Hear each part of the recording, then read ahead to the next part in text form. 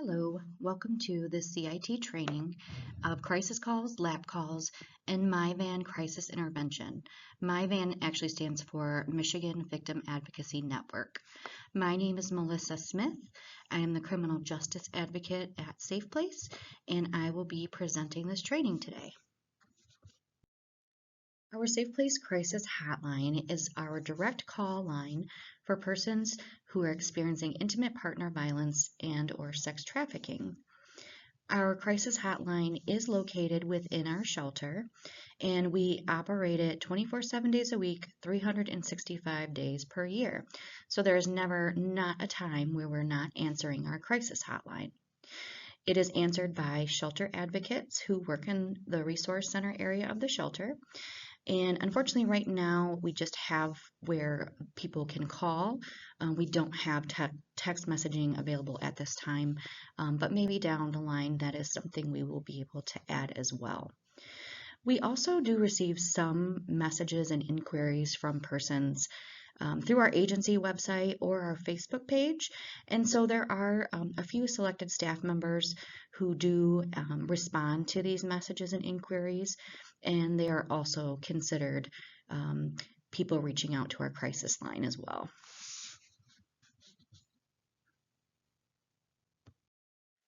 All of the phone calls we receive through our crisis hotline are categorized into two different types. We have crisis calls, and we also have information and referral calls. So crisis calls are the ones where people are actually seeking shelter and how to access our residential shelter services. It's also considered callers experiencing in-the-moment crises, and they're just seeking a supportive person to talk to or process their feelings about. They maybe want to discuss their situation, whether it's intimate partner violence or sex trafficking, or it could be a different situation. Persons requesting services who come to the door in person, we also document them as crisis calls.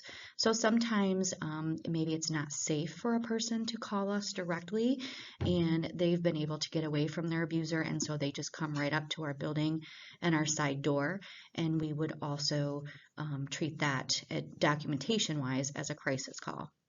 The majority of calls that we receive are crisis calls.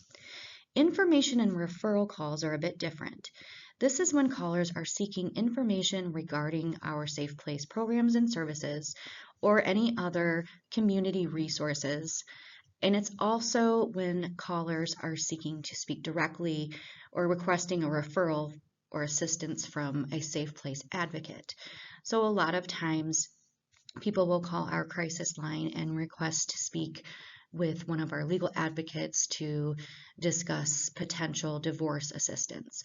So this would also be documented as an information referral call. When we're answering our crisis line, we always are looking to get as much information from the caller as we can. We want to draw out from them details about their situation, what happened, what they're feeling like. This helps us to determine what kind of resources we could offer them. So we want to make sure that before we're making our conclusion, we're giving them the time and asking them open-ended questions. So can you tell me what happened? Can you tell me more about your situation? Can you describe to me what you mean by that? Can you explain what you are talking about when you say da da da da da? So these are just some examples of how we would ask questions in order to get as much information from the caller as they are willing to give us. We always want to make sure that the caller can feel that we hear them, that they know that we are trying to understand their situation, and that we are listening and we are very supportive to them. So we want to make sure that we are empathizing and using validating statements. Some examples can be, I hear what you're saying. That does sound very scary. I can't imagine how that must have felt for you. It's completely understandable what you are feeling right now. What you're saying makes me concerned for your safety. So because these callers are usually in crisis, whether it be from intimate partner violence or sex trafficking or whatnot, we want to be that validating person for them that they can trust to tell the situation to. Here's some important do's and don'ts that we want to follow and keep in mind when we're answering our crisis line. We do want to maintain a soft tone of voice and calm demeanor when we're talking to crisis line callers. This is because if the person in crisis is extremely upset and maybe uncontrollably sobbing and we're having a hard time understanding what they're saying, us maintaining a soft tone of voice and calm demeanor may also help bring them back down to a calm space as well. And we want to let the person that we're speaking to direct or lead the conversation.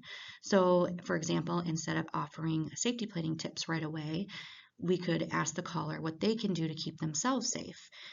We want to empower our callers just as we do the people we serve in person.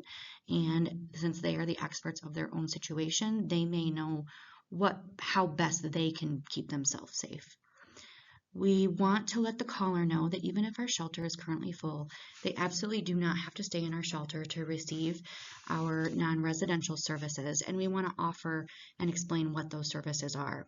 So I know that a lot of people think that they have to be staying in our shelter in order to, receive counseling from our counselors or receive assistance from our legal advocates, and they don't. In fact, we serve many more people every year with those kind of non-residential services than people who stay in our shelter.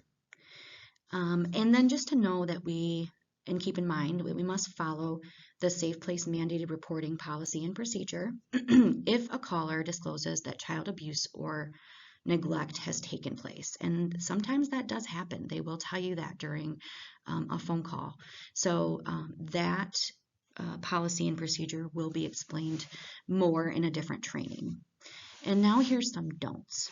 So we don't want to offer our opinions or advise clients what to do. We should never say, I think you should make a police report, or I think it would be best if you ... We don't know what's best for the client. Only they do. So we would never tell them what we think is best.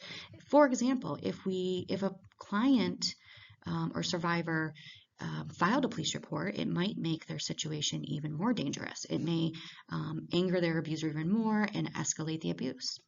So again, never advise clients. And we don't want to be unrealistic in what we say to people. So we'd never say everything will be okay, because we don't know that everything will be okay, and we don't want to give people false hope. We would not tell the caller that they do not qualify or meet criteria for our services. Instead, we can simply say, I'm sorry, I don't have any shelter resources for you at this time. However, I can offer you other services and resources such as ...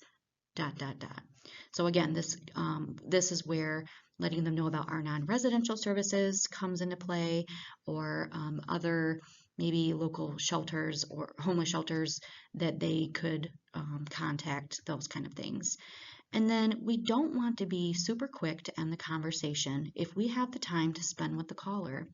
People who call our crisis line are calling for a reason, and many of them are in situations that are very unsafe, and again, they're in crisis. So we want to be that person to be able to listen to them and give them the time that they deserve so that we can totally understand their conversation. On the last slide, we talked briefly about the different non-residential services that we can offer callers who are contacting us through our crisis line. So we'll talk a little bit more about those. We offer trauma-informed adult counseling and children's counseling. We are offering support groups to folks interested as well. We provide legal assistance and advocacy, such as going to court with clients in which their abusers maybe have been charged with some kind of criminal charge. We can help them file for personal protection orders if they want, potential referrals for divorce and child custody assistance. And then we can offer basic needs resources and referrals to folks as well, such as connecting them with local housing programs, referring them to local organizations that they can get free clothing, maybe helping guide them with some employment opportunities or childcare options. And then sometimes, depending on our financial ability at the time, we may be able to offer some limited financial assistance to people, such as paying for their first month's rent and security deposit, helping people with buying groceries by giving them gift cards, helping people get their cars repaired if, for example, it's inhibiting their ability to get to work, putting gas in their cars, or sometimes even security type measures we can help with, purchasing security cameras for people to put on their homes or apartments. So again, going back to always offering the caller some kind of resource, especially those who are calling to seek safe shelter and we are currently full at capacity, we don't have any beds available. We can always offer them the phone number to the Inasmuch House here in Battle Creek, the Battle Creek Shelter, which is a homeless shelter. We could offer them the phone number to the Kalamazoo WYCA if they want it. We can also offer them the phone number to the National Domestic Violence Hotline, for example. Let's say the person is in Michigan and they want to relocate as far as away from their abuser for their safety. And so we can give them this line so that they can look for other DV programs across the country. And then we can always offer the person who is here locally the HARA, and that's through Neighborhoods Inc. And that is pretty much the go-to housing resource organization in our community. Since we always want to be offering tidbits of domestic violence education to those we serve, that includes callers who are contacting us on our crisis line. So we want to be sure that we're offering these little tidbits, and here's some examples. We can tell them that abuse is a conscious choice the abuser makes. We can tell them the abuse may escalate over time and become more frequent or more severe as time goes on. We can tell them that abuser used tactics such as isolation to maintain power and control over their victims.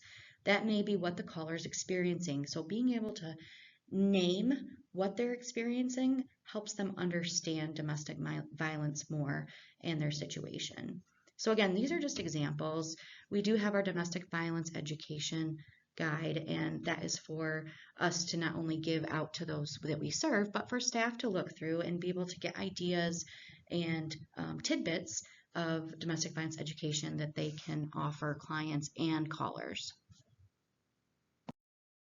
Just as we're offering our tidbits of domestic violence education to those we serve and callers on our hotline, we also want to be offering safety planning tips as well. This is because no matter what kind of services we offer someone, it could be that one safety planning tip that they remember hearing from us that maybe could save their life down the road. So some examples, and again, these are not an exhaustive list. You can tell a person that they can keep their phone on them at all times and always charged. That way, if they need to call the police if they feel in danger, they can. Even cell phones with no minutes or a plan on them, as long as they're charged, will always call 911 no matter what. They can keep their car keys with them and sound their car alarm if they feel they're in danger. Not going out in public alone might be something that's more safe for them to do.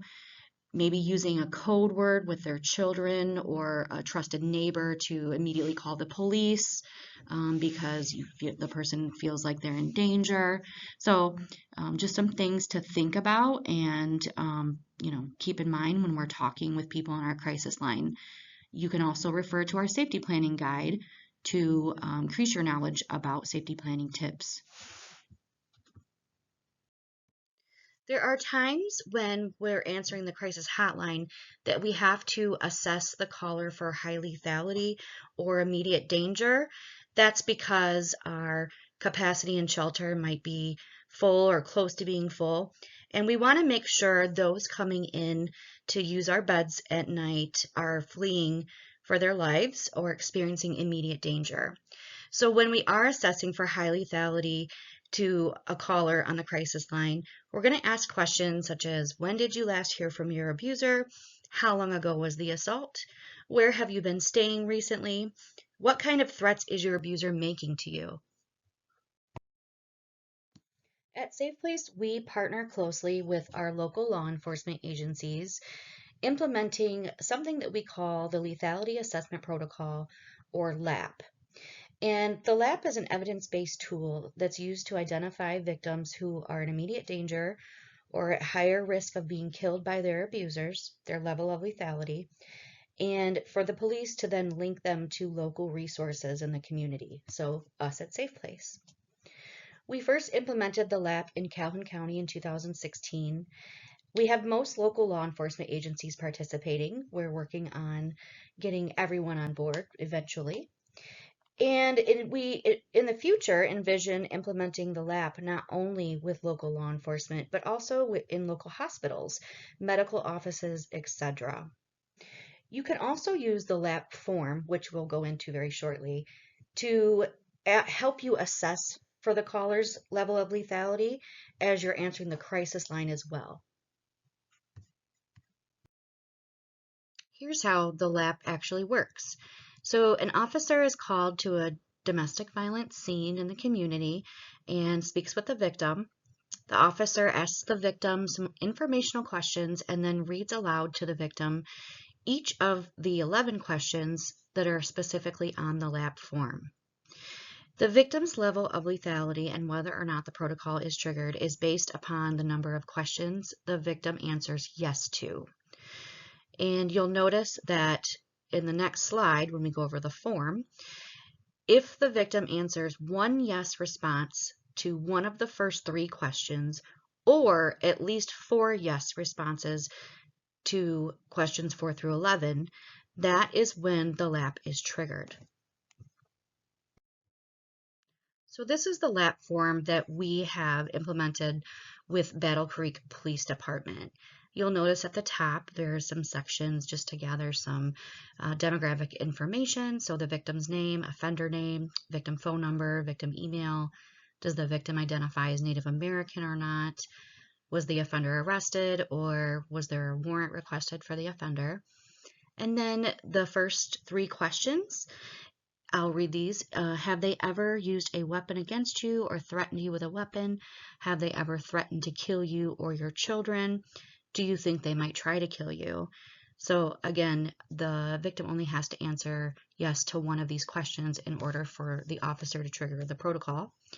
The next set of questions, this is where the victim only has to answer yes to 4 of the questions in order for the officer to trigger the protocol. So just a couple examples. Have they ever tried to choke or strangle you? Have they been violent towards you? Shift blame on you for their violent acts, constantly jealous, and or do they control where you go or who you see and talk to? Have they ever tried to kill themselves or threatened to kill themselves? So again, these are just a few of these questions from 4 through 11.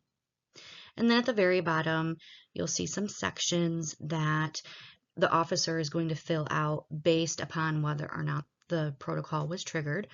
And we're going to talk a little bit more about those next.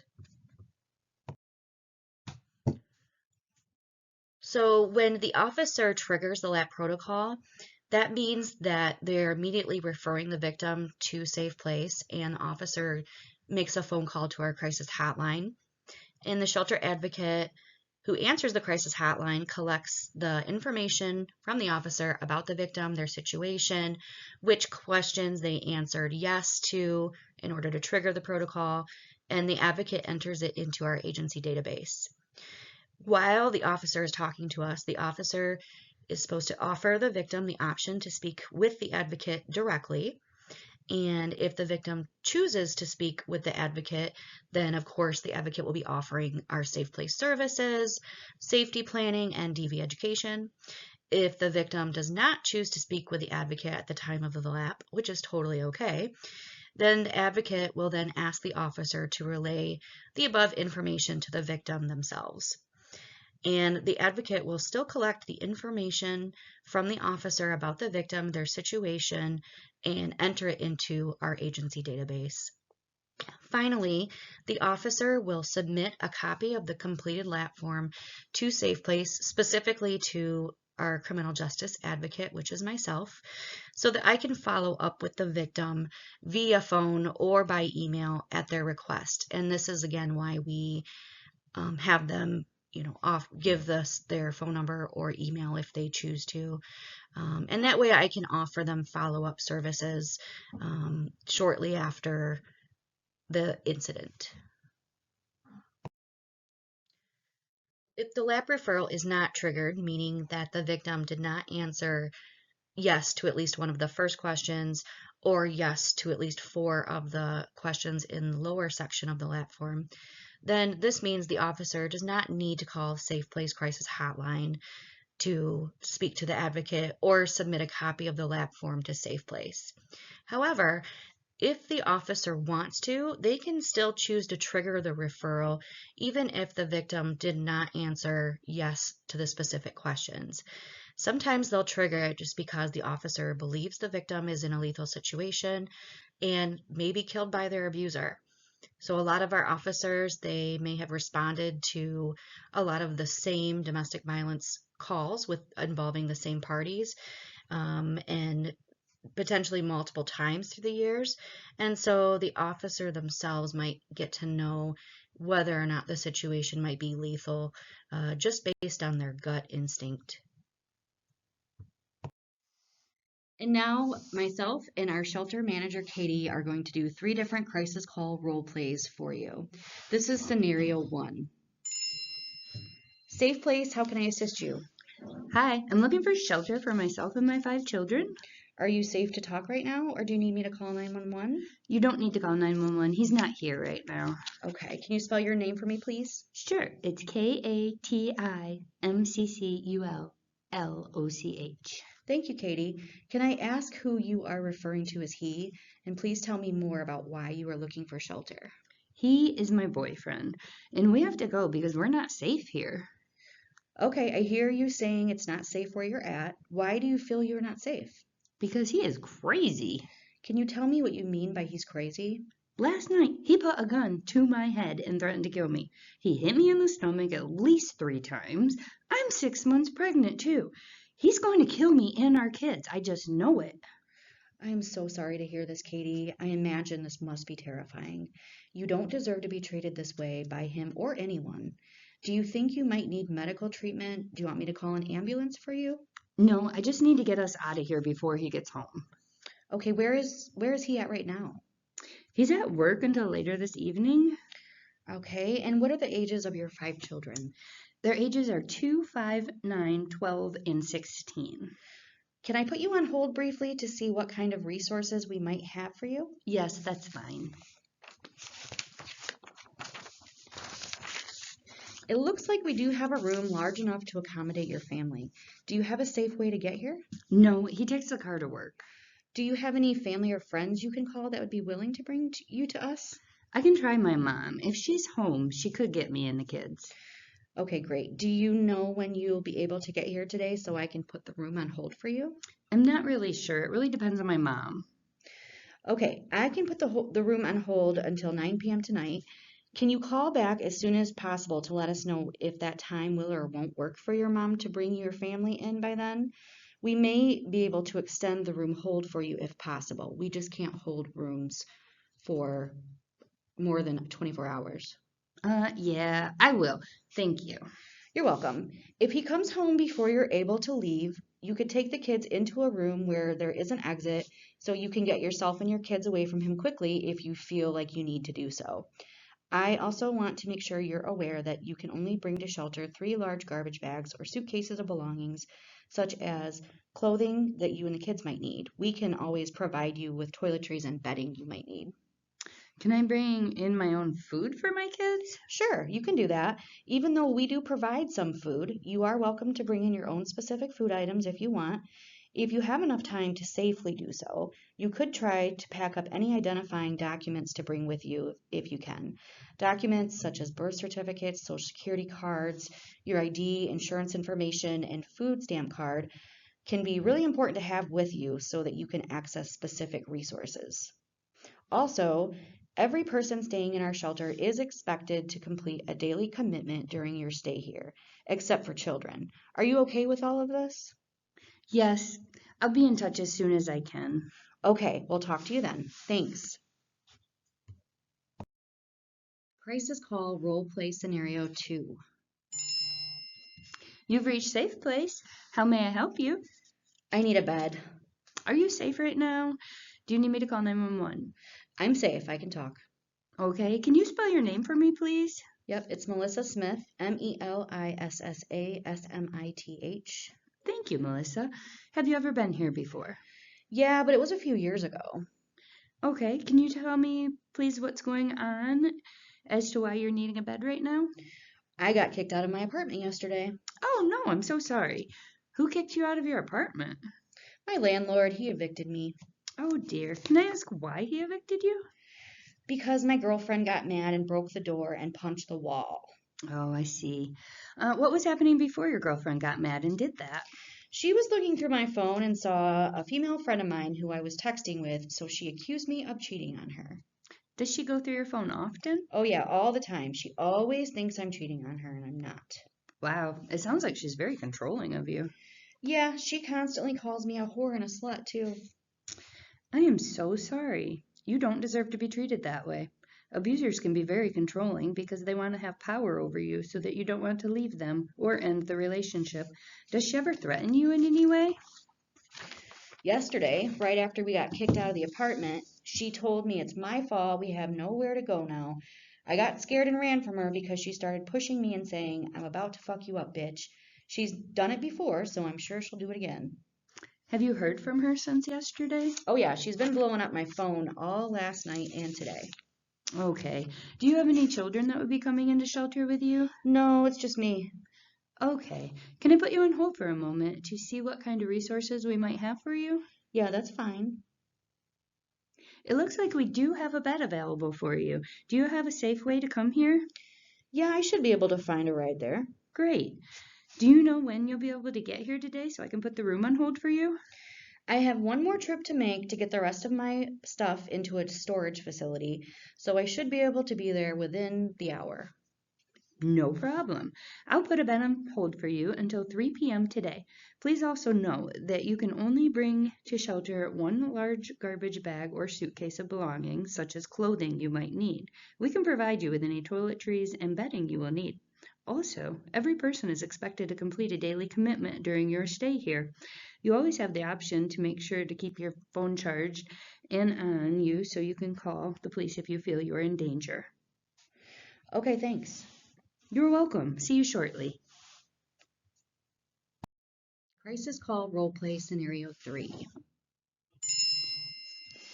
Thank you for calling Safe Place. How can I help you? I was wondering if you had a bed available. Are you safe to talk right now, or do you need me to call 911? No, I've stayed there once before, like 2 years ago. Okay, can you spell your name for me, please? It's Katie McCullough, KATIMCCULLOCH. I'm not seeing that name in our database. Could it be under a different last name by chance? It's probably under my maiden name, which is Werkema, WERKEMA. Okay, I found it. Thanks, Katie. Can you tell me what's going on? I have nowhere to stay. Where did you stay last night? On my friend's couch. Okay, where have you been staying during the past couple of weeks? Sometimes I've stayed at my mom's house or my friend's house, but I can't stay here anymore. Okay, what led you to not have anywhere to stay? My ex stole all my money. Oh my gosh. Was this ex as an ex significant other you're talking about? If so, how long ago did your ex steal your money from you? Yeah, he's my ex-boyfriend. I guess it's been about 4 months now.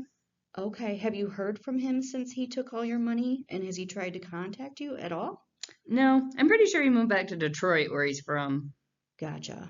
Can I please put you on hold briefly to see if we have a bed available for you? Sure. Unfortunately, we don't have any shelter resources for you at this time, but I can give you the phone number to contact the local homeless shelters if you'd like. Ugh, I've already called them. They don't have any beds either. You could try calling them back on a daily basis to see if they have a bed open. They do have their night shelter hours as well, which you can access even if their shelter is full during the day. Or I can give you the phone number to the homeless shelter in Kalamazoo if you want me to. That's the closest one besides the local ones here in Battle Creek. No, I don't want to go to Kalamazoo. I understand. Even though we don't have any shelter resources for you at this time, you can still receive any of our other services we offer, such as counseling, legal advocacy, PPO assistance. We can help with local resources and referrals, and you don't have to be staying in our shelter to access any of these services. Just let me know anytime if you're interested, even if you decide a year from now you would like to access any of these services. You can just give us a call. All right, thanks. No problem.